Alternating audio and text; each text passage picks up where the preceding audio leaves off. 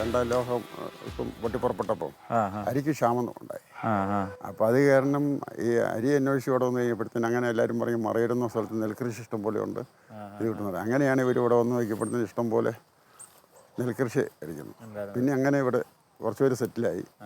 പിന്നെ അതിന് ശേഷം വീണ്ടും പിന്നെയാണ് ഓരോരുത്തരിങ്ങനെ വരാൻ തുടങ്ങി. അതാണ് കാരണം മെയിനായിട്ട് വന്നത് കാരണന്മാരായിട്ട് പറയുന്നത് അങ്ങനെയാണ്. ബ്രിട്ടീഷുകാർ ഇവിടെ വന്ന്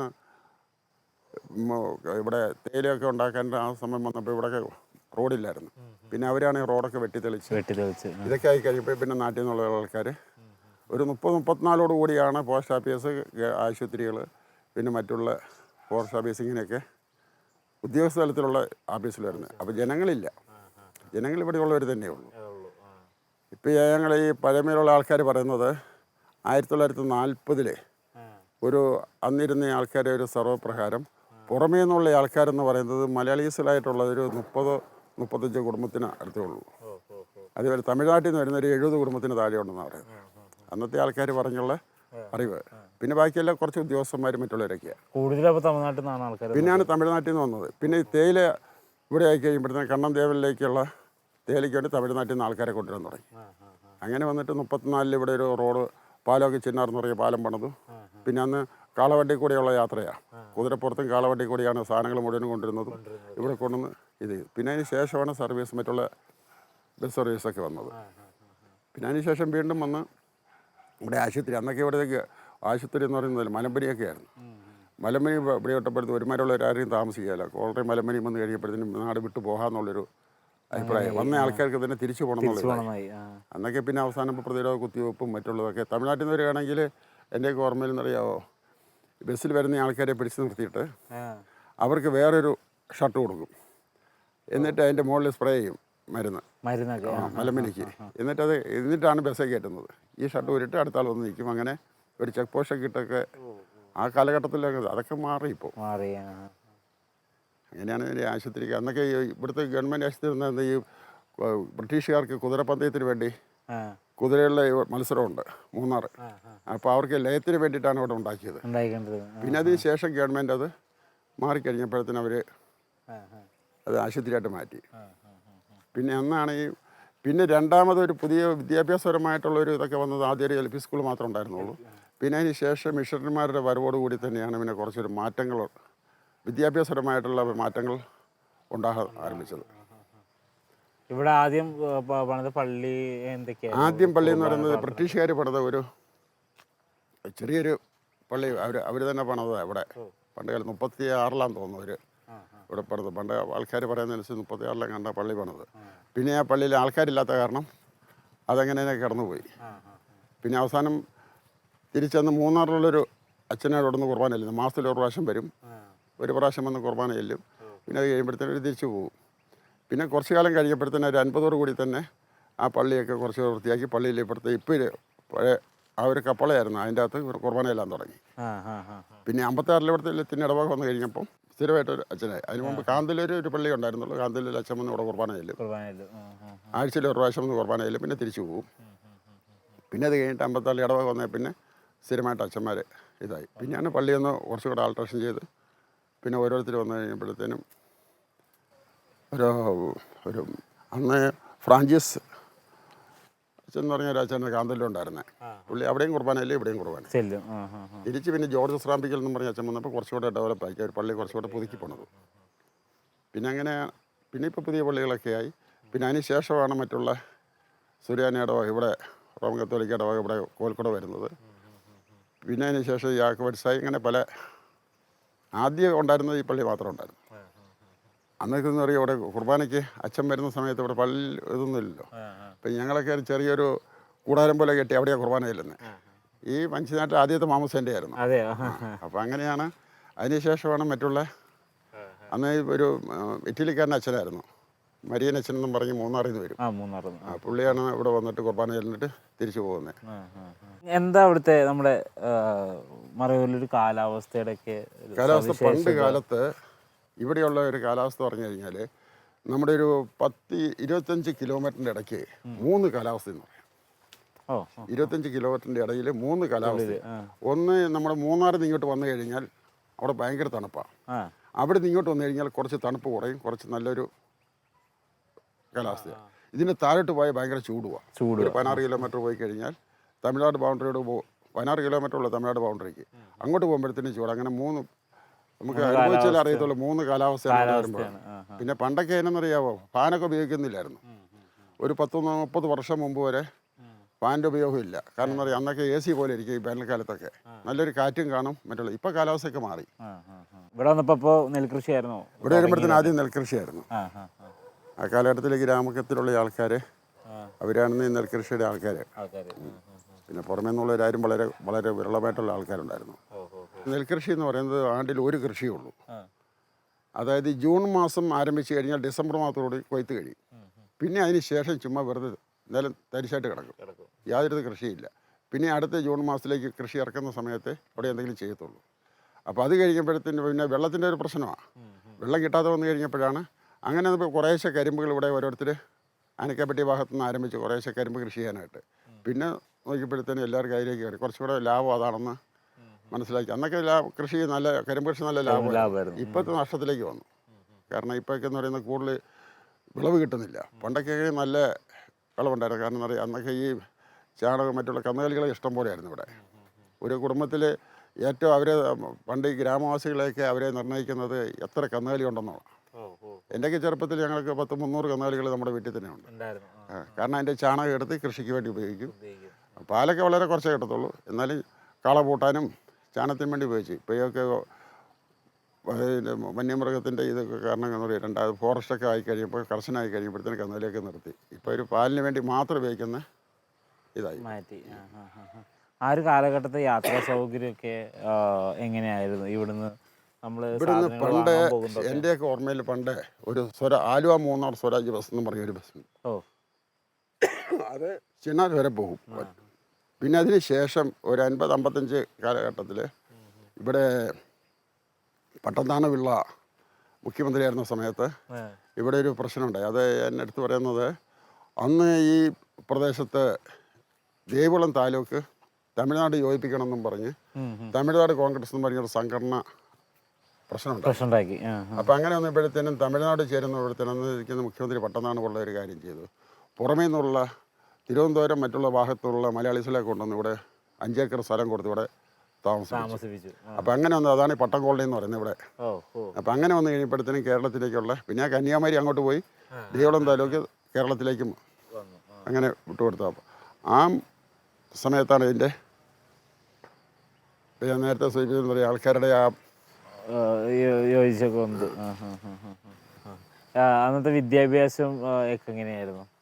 പണ്ട് ഇവിടെ ഒരു 48 കാലഘട്ടത്തിൽ ഒരു ചെറിയൊരു ആശങ്കൽ എന്ന് പറഞ്ഞ ഒരു കുമ്മിട്ടാൻകുഴി എന്ന് പറയുന്ന ഹെൽപ്രിയാസിൻ്റെ ഒരു ഷെഡിലൊരു സാറിനെ ആൾക്കാരെ പഠിപ്പിച്ചുകൊണ്ടിരുന്നത്. പിന്നെ 50-ലാണ് LP സ്കൂൾ വരുന്നത്. 50-ലൂടെ ഗവൺമെൻറ് സ്കൂൾ ഗവൺമെൻറ്റാണ്. പിന്നെ ഒരു 58 കൂടി ബ്രദർ തോമസ് എന്നും പറഞ്ഞ് ഈ നസ്രത്ത് കാരനായിരുന്നു തോമസ് ഇവിടെ വന്ന്. പുള്ളി ആ മിഷനറി പ്രവർത്തനമായിട്ട് ഇവിടെ വന്നിരുമ്പോഴത്തേനും സ്കൂൾ വിദ്യാഭ്യാസപരമായിട്ട് പുള്ളിയാണ് വാസ്തവം പറഞ്ഞു കഴിഞ്ഞാൽ വിദ്യാഭ്യാസപരമായിട്ട് കുറച്ച് മുന്നോട്ട് കൊണ്ടുവരാനായിട്ട് പരിശ്രമിച്ച ആളെന്ന് പറഞ്ഞു കഴിഞ്ഞാൽ ബ്രദർ തോമസ് എന്ന് തന്നെ പറയാം. അങ്ങനെ ഈ തിരുച്ചിനാപ്പള്ളിയിൽ സെൻറ്റ് അന്നാസ് കോൺവെൻറ്റുകാരുടെ സിസ്റ്റേഴ്സിനെ കൊണ്ടുവന്ന് ഇവിടെ ഒരു കോൺവെൻറ്റ് ആരംഭിച്ചു 58-ൽ. അപ്പോൾ അങ്ങനെയാണ് അവിടെ ആദ്യത്തെ ഒരു കാലിത്തൊഴുത്തിലാണ് ആദ്യ സ്കൂൾ തുടങ്ങുന്നത്. പിന്നെ 62-63 കൂടി സ്കൂളിന് അംഗീകാരം കിട്ടി. പിന്നെ അത് UP സ്കൂളായിട്ട് മാറി. പിന്നെ ഇടയ്ക്ക് കുറച്ച് ഹൈസ്കൂളിൻ്റെ ഒരു 2 വർഷം ഹൈസ്കൂൾ തുടങ്ങി. പിന്നെ അത് നിർത്തിപ്പോയി. ഇപ്പം പിന്നെ അത് കഴിഞ്ഞപ്പോഴാണ് പിന്നെ 2ാമത് ഹൈസ്കൂൾ വരുന്നതും. പുള്ളി പിന്നെ അതിനുശേഷം പന്നിയാക്കര എന്ന് പറഞ്ഞ സ്ഥലത്ത് ഈ ബ്രദർ തോമസ് തന്നെ അവിടെ ഒരു സ്കൂൾ തുടങ്ങി. പിന്നെ അത് കഴിയുമ്പോഴത്തേനും ആ സിസ്റ്റർമാരത് നിർത്തിപ്പോയി. പിന്നെ അത് കഴിയുമ്പോഴത്തേനും ജോൺ ജെ പണക്കാട്ടെന്നും പറഞ്ഞ് ഈ കാന്തല്ലൂരിൽ വെച്ചുണ്ടായിരുന്നു. പുള്ളി വന്നിരുന്നുകൊണ്ട് അവർ കുറച്ച് സിസ്റ്റർമാരെ കൊണ്ടുവന്ന് ഇവിടെ താമസിപ്പിച്ച് പിന്നെ അവർ മുഖാന്തരമാണ് ഇപ്പോൾ അവിടെ സ്കൂളുണ്ട്. ഇപ്പോൾ അവരുടെ കീഴിലാണത്. പിന്നെ അതിന് ശേഷം പള്ളനാട് സ്കൂൾ വന്നു. പള്ളനാട് അതും ഒരു സിസ്റ്റർ വിമല എന്നും പറഞ്ഞ് അവരാണ് അവിടെ നിന്ന് ആരംഭിച്ചത്. നമ്മുടെ അന്നത്തെ ബിഷപ്പ് മാത്യു പോത്തനമഴി കോതമംഗലം ബിഷപ്പ് പുള്ളി വന്നിരുന്നാണ് അതിൻ്റെയൊക്കെ ഇത് നടത്തിയത്. അങ്ങനെ അവരുടെ ആ വരവോടുകൂടി തന്നെ പല സ്ഥലത്തും വിദ്യാഭ്യാസപരമായിട്ട് നല്ലൊരു ഉണർവുണ്ടായി. ആശുപത്രി വന്നത് സ്വകാര്യ ആശുപത്രി, അതിന് ശേഷം നല്ലൊരു ആശുപത്രി വന്നു. ഇവിടുത്തെ ഒരു ഡിസ്പെൻസറി മാത്രമേ ഉണ്ടായിരുന്നുള്ളൂ. ആശുപത്രി എന്ന് പറഞ്ഞു കഴിഞ്ഞാൽ ഇല്ല. പിന്നെ ഗവൺമെൻറ് നല്ലൊരു ആശുപത്രി വരുന്നത് സഹകരി ഹോസ്പിറ്റലാണ്. 70 ഇവിടെ നിന്ന് ഒരു കോഴിക്കോട് എന്ന് പറയും ആ ഭാഗത്താണ്. അപ്പം അങ്ങനെ ഒരു മാറ്റം ഉണ്ടാക്കാൻ അവരെ കൊണ്ട് സാധിച്ചു. അങ്ങനെ നമ്മളൊരു കുടിയേറ്റം നടന്നതിൽ ഒരു ക്രിസ്ത്യൻ കുടിയേറ്റം അല്ലെങ്കിൽ നമ്മുടെ ഒരു കമ്മ്യൂണിറ്റിയുടെ കുടിയേറ്റം എത്രത്തോളം നമുക്ക് ഈ നാട്ടിനോട് പക്ഷേ ഈ നാട്ടിൽ ഉള്ളത് വാസ്തവം പറഞ്ഞു കഴിഞ്ഞാൽ ഇവിടുത്തെ കുടിയേറ്റത്തിൽ ഏറ്റവും കൂടുതൽ വന്നത് ഈ ഞാൻ നേരത്തെ പറഞ്ഞ ബ്രദർ തോമസ് മറ്റുള്ള എന്ന് പറഞ്ഞില്ലേ, അങ്ങനെ അവരുടെ മിഷണറിമാരുടെ ആ പ്രവർത്തനം കൊണ്ട് മാത്രമാണ് വിദ്യാഭ്യാസപരമായിട്ടും ആരോഗ്യപരമായിട്ടുള്ള കാര്യങ്ങളിലേക്ക് ഊന്നൽ കൊടുത്തത് അവരാണ്. കാർഷിക മേഖലയിൽ വേറെ രീതി വന്നാൽ തന്നെയും വിദ്യാഭ്യാസപരമായിട്ട് ഏറ്റവും കൂടുതൽ അവർ പുരോഗമനം വന്നത് അവരുടെ ആ വരവോടുകൂടി തന്നെയാണ്. അവരുടെ പരിശ്രമത്തിൻ്റെ ഫലമായിട്ടാണ് പല സ്കൂളുകളും ഈ ആശുപത്രി മറ്റുള്ളതൊക്കെ ആതുര സേവനമൊക്കെ നടത്തുന്നത്. അവരുടെ ഒരു ഇതാണെന്ന് പറയാം. പണ്ട് കാലത്ത് ഈ അമേരിക്കയിൽ നിന്ന് ഇഷ്ടംപോലെ വസ്ത്രങ്ങളും, ഞാനൊക്കെ എൻ്റെ ചെറുപ്പത്തിലുള്ള ഈ പള്ളിയിൽ വരുന്നറിയാവോ, അന്നൊക്കെ വസ്ത്രങ്ങൾക്ക് വലിയ ബുദ്ധിമുട്ടാണ്. ആ സമയത്ത് അമേരിക്കയിൽ നിന്നുള്ള ഉൽപ്പന്നങ്ങൾ ഗോതമ്പും മറ്റേ റവയും എണ്ണയൊക്കെ വരും. അങ്ങനെ വരുമ്പോഴത്തേന്ന് അറിയാം അതിൻ്റെ അകത്ത് അന്ന് വേറെ ഒന്നും കാണിക്കത്തില്ല. എല്ലാവർക്കും പള്ളിയിൽ ക്രിസ്ത്യൻസെന്നോ മുസ്ലിംസെന്നോ ഹിന്ദുക്കളെന്നൊന്നുമില്ല, എല്ലാവരും പാവങ്ങളെ മുഴുവനും വിളിച്ച് എല്ലാവർക്കും ഇത് സപ്ലൈ ചെയ്യും. കാരണം ചിലർ എന്നറിയാം ആ മതവിവാഹത്തിന് വേണ്ടി മാത്രമേ ചെയ്യത്തുള്ളൂ. ഇതെങ്ങനെയല്ല, എല്ലാ വിവാഹ ആൾക്കാർക്കും. അപ്പോൾ അതുകൊണ്ട് എല്ലാവർക്കും വലിയൊരു സന്തോഷമാണെന്നറിയാമോ. പട്ടിണി ഇരിക്കുന്നവർക്ക് മുഴുവൻ ആർക്കാണെങ്കിലും ശരി പോയാലും അതിനുള്ള സഹായം കിട്ടുമെന്നുള്ള. പിന്നെ അത് കുറച്ച് കഴിയുമ്പോഴത്തേക്ക് നിർത്തിപ്പോയി. പിന്നെ ആ കാലഘട്ടത്തിൽ അതായിരുന്നു ഏറ്റവും വലിയ ഒരിത്. പിന്നെ അതിനൊക്കെ പിന്നെ വിദ്യാഭ്യാസം, ഞാൻ നേരത്തെ പറഞ്ഞ വിദ്യാഭ്യാസപരമായിട്ടുള്ള മറ്റുള്ള കാര്യങ്ങൾക്കൊക്കെ ഊന്നൽ കൊടുത്തത് ഈ ക്രിസ്ത്യൻ മിഷണറിമാരുടെ ആ പ്രവർത്തനം കൊണ്ട് മാത്രമേ ഉള്ളൂ.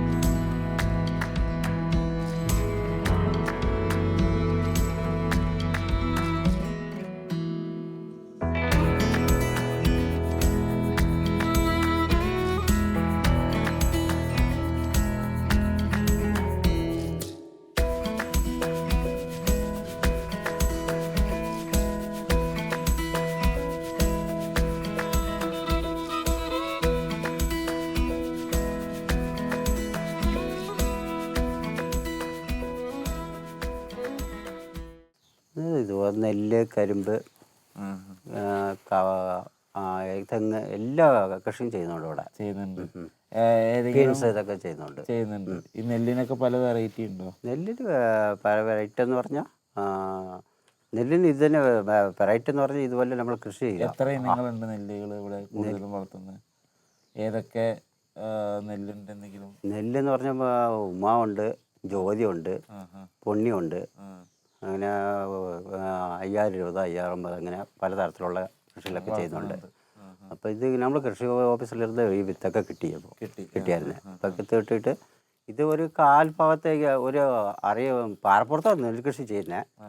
ഒരു 4 ഇഞ്ച് 4 അടി നെല്ല് സ്ഥലമനുസരിച്ച് ആ തട്ടായിട്ട് പിരിച്ചിരിക്കുന്നില്ലേ, അതനുസരിച്ച് ഞങ്ങൾ അതല്ലേ പണ്ട് തൊട്ട് ഇത് മൊത്തം നെല്ലായിരുന്നു. ഇപ്പം എല്ലാം വിട്ട് പിന്നെ ഇപ്പം കരിമ്പ് ഇങ്ങനെ കൃഷികളൊക്കെ ചെയ്ത് ഇന്ന് ഇത്തരത്തിലിരിക്കുക. പാറയുടെ മുകളിൽ നെല്ല് കൃഷിയുണ്ടോ? ഇത് പാറയുടെ മേലല്ല ഇപ്പോൾ അത് കൃഷി മണ്ണുണ്ട്. ഇതും ഒരു കാലടി ആയിരിക്കും. പിന്നെ ഒരു അരയടിയോ ഉണ്ട്. ഇങ്ങനെ സ്ഥലം തട്ടിത്തിരിക്കുമ്പോൾ മണ്ണുള്ള സ്ഥലത്ത് കുറേ ഭാഗം മണ്ണുണ്ട്, നല്ല മണ്ണുണ്ട്. കുറേ ഭാഗത്ത് പിന്നെ മണ്ണുള്ള സ്ഥലത്ത് 4 ഇഞ്ച് ഒരു 1/2 ഇഞ്ച് പോലെ കടത്തില്ല. അതിൽ തന്നെ പിന്നെ ഞങ്ങൾക്ക് വെള്ളം എന്ന് പറഞ്ഞാൽ മേലിൽ തോട്ടിൽ നിന്ന് വരുന്നത് ആ വെള്ളം കൊണ്ട് ഞങ്ങൾ അത് വെച്ച് പായിക്കുക. ഒരു 6 മാസം കൊണ്ട് ഇത് കൃഷി ഞങ്ങൾ എടുക്കും. ഈ മണ്ണിങ്ങനെ ഉണ്ടായി വന്നാണോ നേരത്തെ കാലങ്ങളിലെ? ഇത് പണ്ട് തൊട്ട് ഇപ്പോൾ മറ്റേ നമ്മുടെ തലമുറയിൽ നമുക്കറിയില്ല. നമ്മുടെ ഈ മുപ്പാട്ടന്മാർ വഴിക്കില്ലേ, അവരെങ്ങനെ തട്ടായി തിരിച്ച് കണ്ടങ്ങളായിട്ട് തിരിച്ച് അങ്ങനെ വെച്ചിരിക്കുന്നു. ഇങ്ങനെ ഒഴുകി വന്നതോ അങ്ങനെ എന്തെങ്കിലുമൊക്കെയാണോ?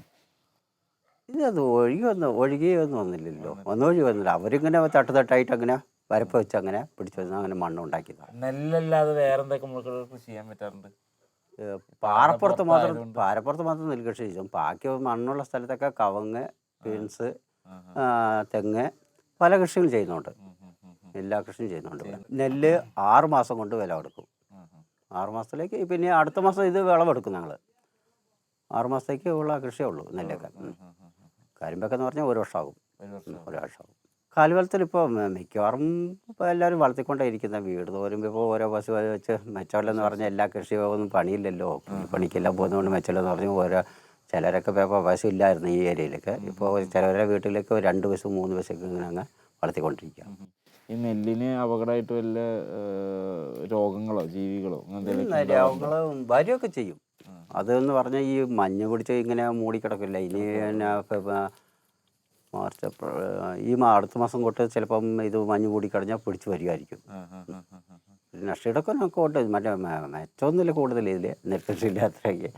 എന്നാലും ഞങ്ങൾ നമുക്ക് ആവശ്യത്തിന് വേണ്ടി കൃഷി ചെയ്യുന്നുണ്ട്. ഇതിലിപ്പോൾ നമ്മൾ വീട്ടാവശ്യത്തിന് തന്നെ ഉപയോഗിക്കുന്നത്. ഇത് വിലയ്ക്ക് കൊടുക്കാറില്ല. നമ്മുടെ ഇപ്പോൾ അടുത്ത ചിലർ പശു വളർത്തുന്നുണ്ടല്ലോ, അതുകൊണ്ട് ഈ കച്ചി നമുക്ക് ഉപയോഗിക്കില്ലോ. അപ്പോൾ അതുകൊണ്ട് പശുവിനും ബാക്കി നമുക്ക് ഈ കഞ്ഞിക്കുള്ള ആവശ്യത്തിനുള്ള ഇത് നെല്ല് നമ്മൾ വയ്ക്കും. പിന്നെ ബാക്കി ഓരോ കാലാവസ്ഥ പോലും കുഴപ്പമില്ല. 2 മാസത്തേക്ക് 3 മാസത്തേക്ക് ഇങ്ങനെ മഴ കൂടിയെന്നാലേ ഈ നെല്ലിന് ഇതിങ്ങനെ നാശനഷ്ടങ്ങളുണ്ടാകും. ഏത് മാസത്തിലാണ് കൂടുതലും വിളവെടുക്കുന്നത്? നവംബർ മാസത്തിൽ.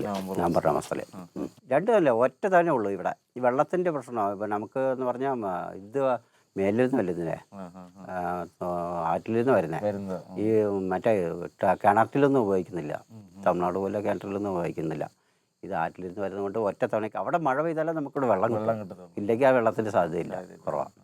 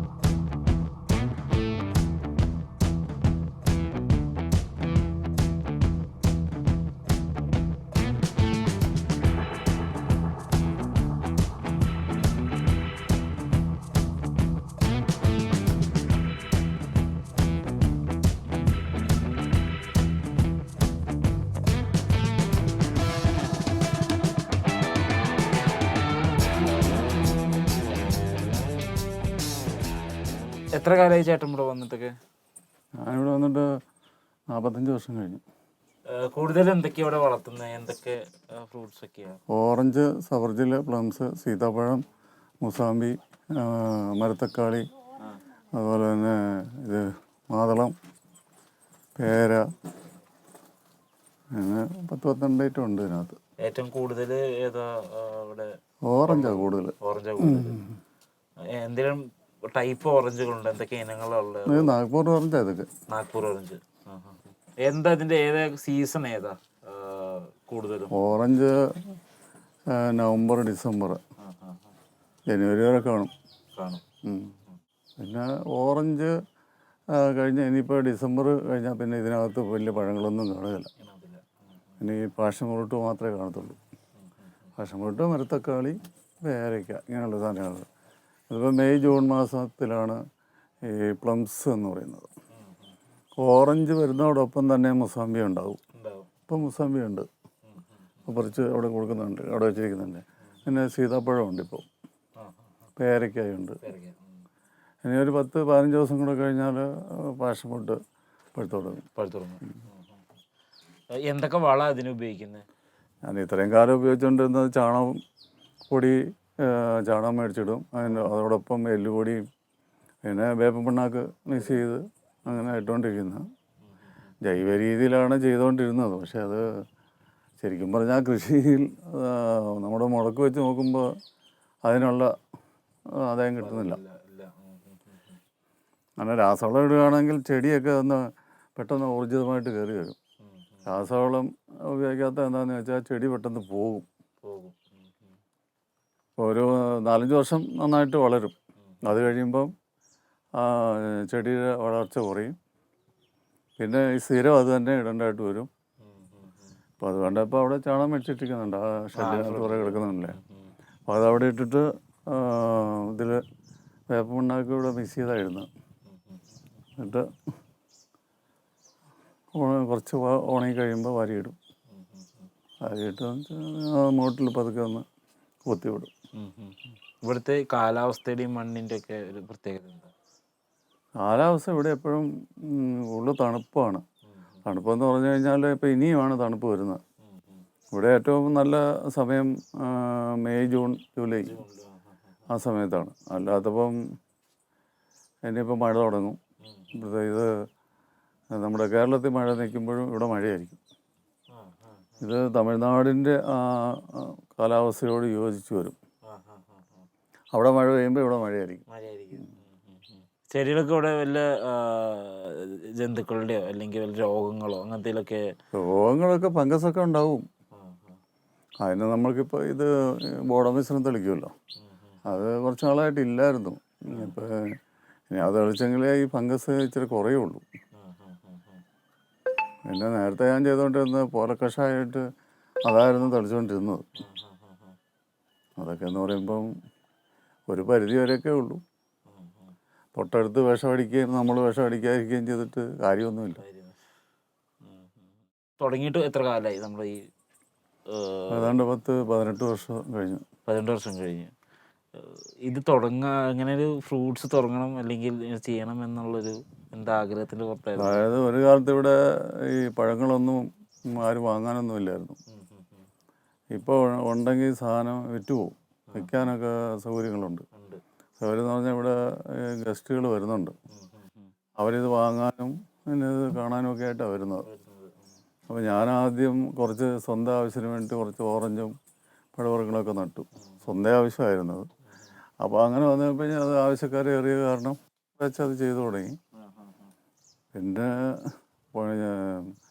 ജോലിക്കാരെ കിട്ടാനുള്ള ബുദ്ധിമുട്ട്. മറ്റ് കൃഷികളൊക്കെ ചെയ്താൽ എപ്പോഴും നമ്മൾ പണിക്കാർ വേണം.